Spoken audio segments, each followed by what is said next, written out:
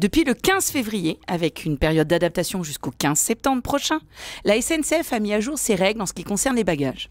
Dorénavant, chaque voyageur ne pourra emporter que 2 bagages de taille importante, je vous passe les mesures précises, ainsi qu'un bagage à main. Jusque-là, rien d'étonnant, puisque la SNCF a eu la prétention de nous faire aimer le train. Il ne lui restait plus, malgré une politique tarifaire obscure et des retards légendaires, que de nous compliquer la vie à propos de nos bagages. La mesure n'est toutefois pas si contraignante, sauf pour les familles. Ah oui.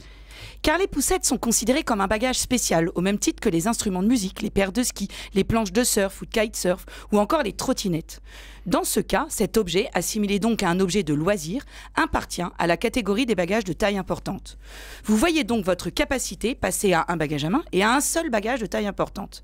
Attention, car là aussi, il est question de taille. Pour faire simple, si vous avez une poussette et donc un enfant, vous voyagerez léger.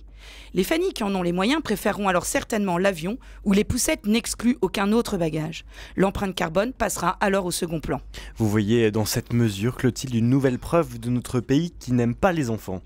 Tous les parents pourront le dire, aller dans un musée en famille, prendre les transports en commun ou encore le train est un combat. Porter sa poussette dans les couloirs du métro, s'excuser de prendre la place dans le bus, supporter les regards agacés par un enfant en pleurs, subir les soupirs devant un enfant qui court. Nous sommes bien loin des États-Unis par exemple, où les musées vous prêtent une poussette. En France, il vous est demandé de la laisser à la consigne. Alors quand Emmanuel Macron appelle à un réarmement démographique, il me semble qu'il pourrait commencer par changer les politiques d'accueil des enfants dans les établissements publics et les entreprises de services publics. Il est vrai que le bilan démographique français est en berne et qu'avec 1,68 enfants par femme, nous sommes bien loin du seuil de renouvellement des générations. En 2023, les naissances ont encore connu une baisse de 7%, baisse qui s'élève à 20% si l'on prend l'année 2010 comme point de départ. La question de la fécondité est sensible à la petite musique de l'individualisme moderne. L'âge tardif du premier enfant révèle à quel point celui-ci doit s'inscrire dans un projet de vie qui s'attache à concilier vie personnelle, vie professionnelle, vie conjugale et vie parentale sans avoir à renoncer à la moindre parcelle de l'une ou l'autre.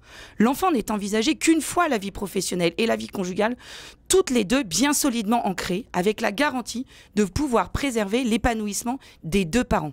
Épanouissement que les méthodes de développement personnel préserveront d'une mort annoncée sous les couches lavables et les petits pots bien faits. Aujourd'hui, il n'est plus question de s'oublier dans la parentalité. Relancer la natalité devrait donc commencer par faciliter la vie des parents.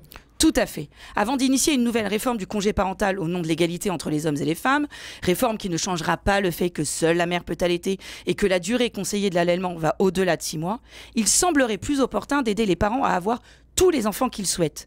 C'est un couple sur 5 qui renonce à avoir un enfant supplémentaire pour des raisons en grande partie économiques et liées au mode de garde. Aujourd'hui, la plupart des aides concernent l'arrivée du premier enfant.